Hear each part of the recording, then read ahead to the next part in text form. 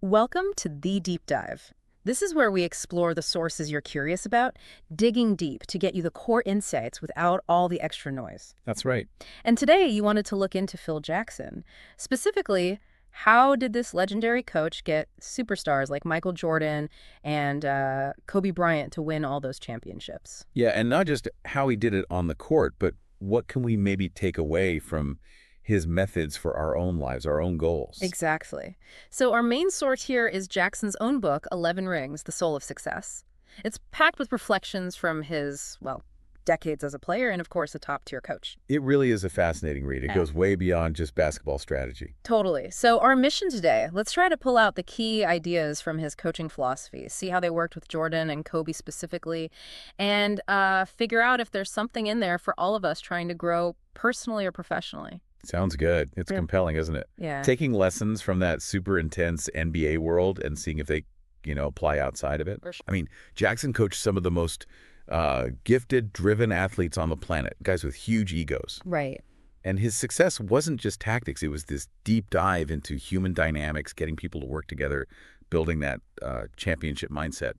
11 Rings gives us a pretty amazing window into that. Lots of potential wisdom there. Okay, so let's dive in. One of the first big ideas he hits on is team cohesion. He calls it beautifully, I think, the circle of love. Mm, He kicks off the book describing the 2009 Lakers championship celebration. LA Coliseum, almost 100,000 fans going wild. yeah, vivid scene. But his focus isn't just the trophy, it's how much that team had changed, how they'd transformed to get to that point. Right, and he says he was less interested in the actual hardware, the trophy itself, and more just watching the players, their collective joy, their unity, especially since, just a few years earlier, that Yeah. team was struggling. Totally disconnected, he implies. Yeah.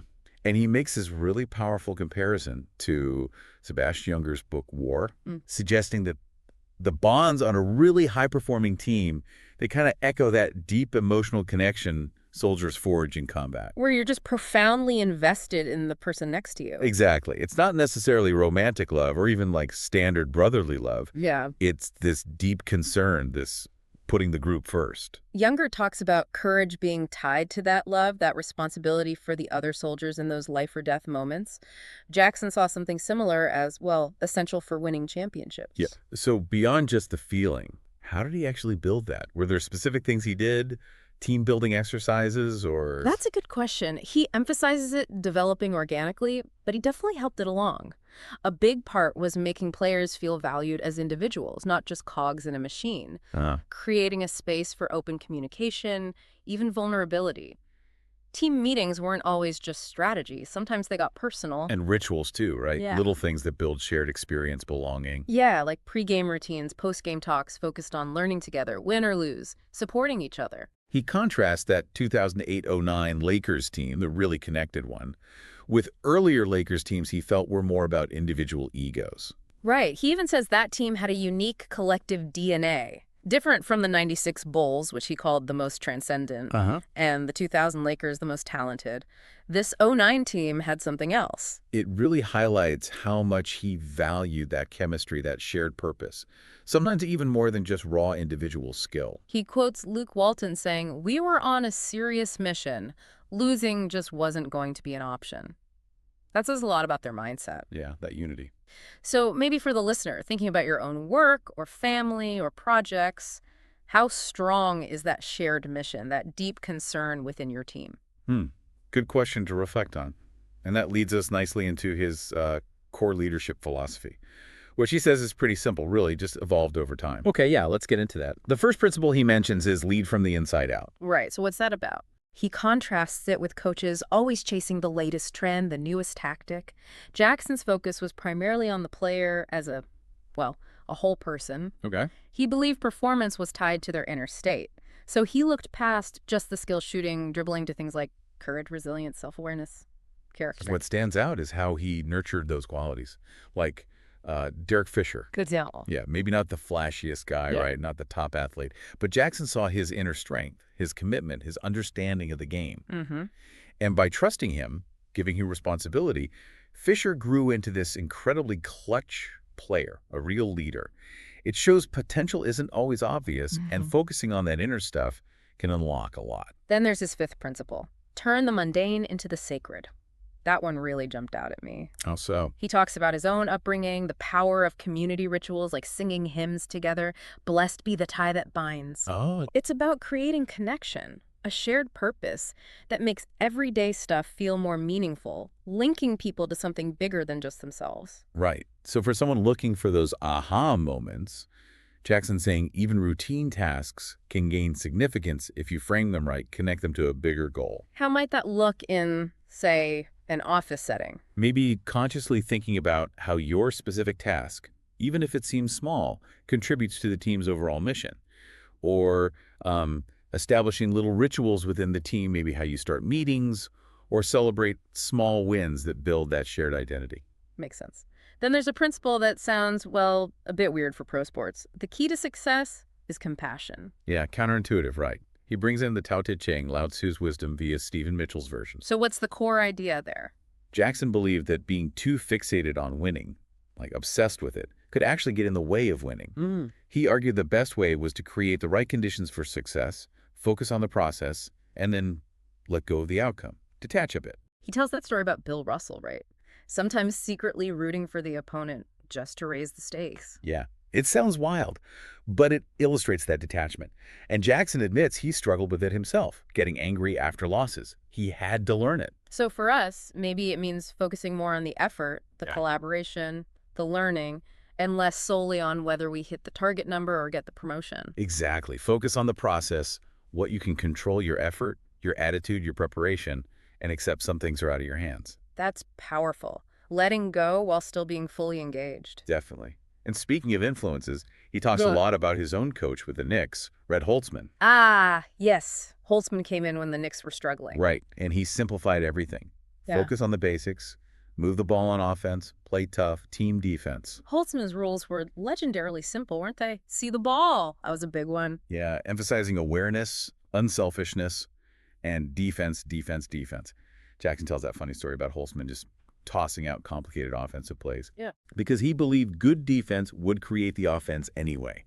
It's about focusing on the absolute core principles. And his discipline style was unique. Very. No public shouting matches. He'd often pull players aside privately, sometimes into the locker room toilet, believe it or not. Seriously? Yeah, Jackson tells a story about being called into this private office after he'd said something critical to the press. Yeah. It shows a more direct, private, maybe more human way of handling things. It makes you think there's no one right way to lead. Find your own style, even if it's a bit quirky. Exactly. It's a reminder that effective leadership isn't always about big speeches or complex charts. And Jackson's own personal background really fed into his coaching too, didn't it? His spiritual journey. Oh, absolutely. Yeah. He talks about growing up in a strict religious home and then later exploring things like the infinite way and Buddhism. Which led him to really value resting the mind, being present. Yeah, drawing on Buddhist ideas of compassion, interconnectedness. He mentions Pema Chodron. He started seeing how every individual action impacts the whole group. So how did that idea, that interconnectedness, actually show up in his coaching? It became fundamental to how we built teams. It wasn't just about collecting stars. It was about getting them to understand how they affected each other, which is where the triangle offense really came in. Right, he'd been looking for a system like the one he played in under Holtzman with the Knicks, that selfless ball movement. He tried the flex offense, but found it too rigid. The triangle, though, it demanded selflessness, constant awareness, movement, but it also allowed for creativity within the structure. Tex Winter was the architect of that, right? Tex Winter, yeah. And from Jackson's view, a key benefit was how it depersonalized criticism. How so? Because the system itself, the triangle's principles of spacing and movement, that was the standard. So if something went wrong, the feedback was about executing the system, not like a personal attack on the player. That makes sense. Takes the sting out of it. Totally. It created this environment where everyone was learning, even Michael Jordan. Everyone had things to work on within the triangle. That's a great insight for any team, isn't it? Having a shared framework makes feedback much more constructive, less about blame. Definitely. Which brings us, of course, to coaching Michael Jordan. The ultimate challenge, maybe. You'd think. Jackson recalls their first real talk, sharing Holtzman's wisdom about what it means to be a star. It's not just about scoring, it's about making your teammates better. Was he worried how MJ would take that, given his competitiveness? He wasn't sure, but he found Jordan was actually very coachable, partly respect for his college coach, Dean Smith, but also just that intense desire to win championships, not just scoring titles. And the famous story about the triangle, Jordan gave it, what, 2 games? Yeah, basically said, okay, I'll try this your way for 2 games. But Jackson stuck with it, showed it was about winning, and Jordan eventually committed fully to learning it. Though there was still some friction with Tex Winter sometimes. Oh, yeah. Tex was the triangle purist, and Jordan, being Jordan, sometimes wanted to break free if he saw a mismatch he could exploit. Natural tension there. But overall, Jackson's approach with Michael seems like this careful balancing act. Yeah, creating space for Jordan to be Jordan, but within the team structure. He kept a bit of professional distance, but built real respect and trust. He mentions Carl Rogers' ideas about accepting people to help them grow. And Jordan apparently said Jackson's approach allowed me to be the person I needed to be. Right. Jackson knew when to push him, when to rein him in, when to encourage him to trust his teammates more. He understood that competitive fire, but also the need for the collective. There were still arguments about ego play sometimes, though. For sure. But the respect grew through those moments, too. It wasn't always smooth, but it worked. You mentioned Jackson tailored his approach. How did coaching Jordan differ from coaching Kobe later on, given their personalities? That's a key point. With Jordan, early on, a big part was channeling that incredible individual force into the team concept, getting him to fully trust the system and his teammates. It involved direct talks about sharing the ball, making others better. Yep. With Kobe, who came in younger and maybe initially less trusting of teammates, Jackson sometimes needed to be more direct in challenging his shot selection or decision-making. It felt like a more gradual process of building that trust and selfless play. Plus, Kobe had read Sacred Hoops before Jackson arrived, so he was maybe more intellectually open to the philosophical side from the start, even if putting it into practice consistently took time. Interesting nuance. And building that Bulls dynasty wasn't just about Jordan, obviously. Scottie Pippen's development was huge. Absolutely crucial. Jackson talks about needing a clear pecking order. His strong bond with Michael was the foundation, and that trust kind of radiated out to Pippen and the others. Michael called it an unbreakable circle. And practice. Jackson had a specific philosophy there, too. Yeah, influenced by Al McGuire. Make practices stimulating, fun, efficient. Not using practice as punishment, which some coaches did. He knew a positive environment was better for learning and bonding.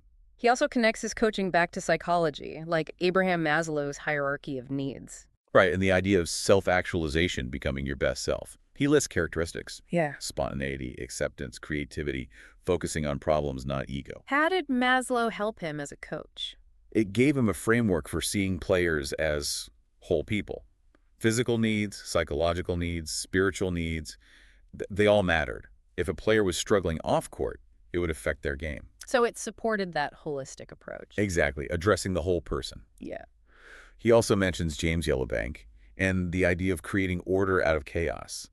And maybe the most unique example of this holistic view, assigning books on road trips. Oh, yeah, that was fascinating. Tailored reading lists for each player. Totally. Giving Jordan Song of Solomon, Bill Cartwright Things Fall Apart, even giving Stacey King Beavis and Butthead for some humor.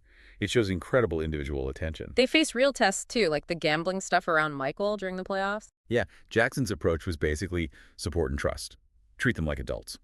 He also describes the team growing from stage 3, focused on individual greatness, like I'm great, you're not, to stage 4, focused on collective greatness. We're great, they're not. A big shift. Huge. And he talks about Michael's emotional departure for baseball, understanding his need for a new challenge. Then Jordan leaves, and suddenly Jackson has to rebuild. A massive challenge. And that's when George Mumford came in, introducing mindfulness meditation. To help with focus. Stress. All of that. And selflessness. Jackson explains mindfulness, smriti in Sanskrit, meaning to remember, isn't just sitting meditation. It's about consciously returning your attention to the present moment again and again throughout your day. He quotes Thich Nhat Hanh and Jon Kabat-Zinn on that. Being present. Okay, fast forward to the Lakers. He takes the job, sees the incredible talent in Shaq and Kobe.